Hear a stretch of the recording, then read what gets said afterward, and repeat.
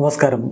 റാഫ്റ്റോക്ക് ഫുട്ബോളിലേക്ക് അവർക്കും സ്വാഗതം. ഇന്നലെ സാബി അലോൺസോയുടെ പരാജയമറിയാതെ കുതിക്കുന്ന ടീമായ ബയർ ലെവർക്യൂസനെയാണ് അറ്റ്ലാന്റ യൂറോപ്പ ലീഗിൻ്റെ ഫൈനലിൽ ഏകപക്ഷീയമായ 3 ഗോളുകൾക്ക് തോൽപ്പിച്ചത്. സാബിയുടെ ടീമിൻ്റെ നീക്കങ്ങൾ മുനയൊടിച്ചതിൽ പ്രധാന റോള് വഹിച്ചിട്ടുണ്ട് എഡേഴ്സൺ.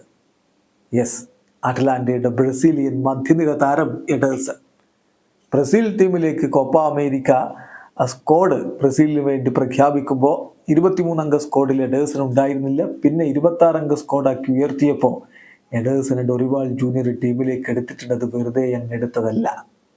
പയ്യൻ വേറെ ലെവൽ കളി തന്നെയാണ് ഈ സീസണിൽ അറ്റ്ലാന്റയ്ക്ക് വേണ്ടി നടത്തിയിട്ടുള്ളത്. ഇന്നലെ സാബിയുടെ ടീമിനെ പൂട്ടിയതിലും പ്രധാന റോള് വഹിച്ചിട്ടുണ്ട്. ഇന്നലത്തെ അദ്ദേഹത്തിൻ്റെ കളിയുടെ കണക്കൊന്ന് നോക്കുക.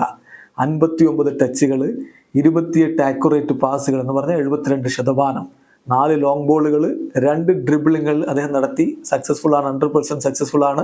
ഒരു key pass, 10 ground duels win ചെയ്തു, 60% ആണ് വിന്നിങ് റേഷ്യോ.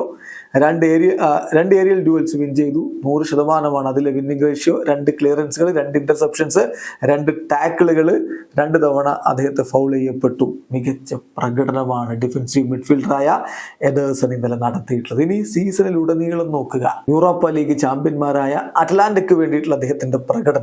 ഈ സീസണിൽ അറ്റ്ലാന്റ താരങ്ങളിൽ ഏറ്റവും അധികം ബോൾ റിക്കവറീസ് നടത്തിയിട്ടുള്ളത് എഡേഴ്സനാണ്, 273 തവണ. ഏറ്റവും അധികം ടാക്കിളുകൾ നടത്തിയിട്ടുള്ളത് എഡേഴ്സനാണ്, 109 എണ്ണം. ഏറ്റവും അധികം ഡ്യുവൽസ് വിൻ ചെയ്തിട്ടുള്ളത്, അതായത് ഗ്രൗണ്ട് ഡ്യുവൽസ് വിൻ ചെയ്തിട്ടുള്ളത്, അതും എഡേഴ്സനാണ്, 200 എണ്ണം. ഏറ്റവും അധികം ഡ്യുവൽസ് മൊത്തത്തിൽ ഗ്രൗണ്ട് ഡ്യുവൽസ് മാത്രമല്ല ഏരിയൽ ഡ്യുവൽസ് കൂടി ചേർക്കുമ്പോൾ വിൻ ചെയ്തിട്ടുള്ളതും അദ്ദേഹമാണ്, 256. ഫൗൾ സഫർ ചെയ്തതിൽ രണ്ടാമതാണ്, 57 എണ്ണം. മൂന്നാം സ്ഥാനത്താണ് ഇന്റർസെപ്ഷന്റെ കാര്യത്തിൽ 65 എണ്ണം. 3-ാം സ്ഥാനത്താണ് സക്സസ്ഫുൾ ഡ്രിബിളിങ്ങിന്റെ കാര്യത്തിൽ 35 എണ്ണം. 4-ാം സ്ഥാനത്താണ് ഡിഫൻസീവ് ആക്ഷന്റെ കാര്യത്തിൽ 233 എണ്ണം. ചുരുക്കത്തില് അറ്റ്ലാന്റയുടെ ഈ കുതിപ്പില് വലിയ പങ്ക് വഹിച്ചിട്ടുണ്ട് എഡേഴ്സൺ. മിന്നും പ്രകടനമാണ് താരം ഇപ്പോൾ നടത്തിക്കൊണ്ടിരിക്കുന്നത്. അതുകൊണ്ട് തന്നെയാണ് അദ്ദേഹത്തെ ഡൊറിവാൾ ജൂനിയർ ടീമിലേക്ക് വിളിച്ചിരിക്കുന്നത്. കോപ്പ അമേരിക്കയിലെ ബ്രസീലിന്റെ ശക്തി ദുർഗമായി മധ്യനിരയിൽ അവൻ വർത്തിച്ചാൽ അത്ഭുതപ്പെടാനില്ല. വീഡിയോ അവസാനിക്കുന്നു. ഫുട്ബോൾ ലോകത്തെ കൂടുതൽ വിശേഷങ്ങളുമായി റാഫ്റ്റോക്സിൽ എത്താം.